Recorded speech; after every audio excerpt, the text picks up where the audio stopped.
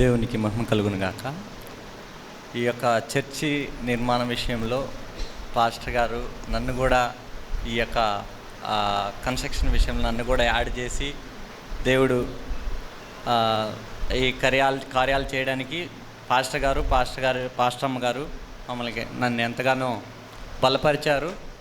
వారిని బట్టి నేను దేవుణ్ణి మహిమపరుస్తున్నాను. అలాగే ఇక్కడ కూర్చున్నటువంటి పాస్టర్ గారికి నా యొక్క వందనాలు చెల్లించుకుంటున్నాను. నేను ఎన్నో బిల్డింగ్లు కన్స్ట్రక్షన్ చేశాను, కానీ చర్చ్ కన్స్ట్రక్షన్ చేయడం అన్నది అంత ఈజీ కాదు. ప్రతి విషయంలోనూ దేవుని నడిపింపు కావాలి. ప్రతి ఒక్క ఫ్యాన్ కొనాలన్నా, ఒక ఫ్లవర్స్ కొనాలన్నా, ప్రతి విషయంలోనూ దేవుని నడిపింపు కావాలి. మేము అది అనుభవించాము. ప్రభువా, మేము ఈ ఫ్లవర్స్ కొంటున్నాము, ఇది కరెక్టా కాదా అనేసి మేము అదన్నీ ఎంతగానో నేర్చుకున్నాం మేము ఈ యొక్క చర్చ్ కన్స్ట్రక్షన్ వలన.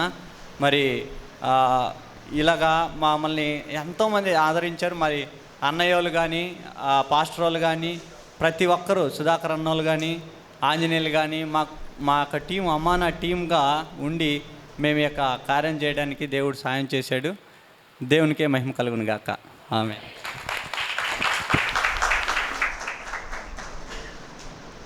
ఆంజనేయులు ఒకసారి ఇక్కడికి రావాల్సిందిగా కోరుతున్నాం.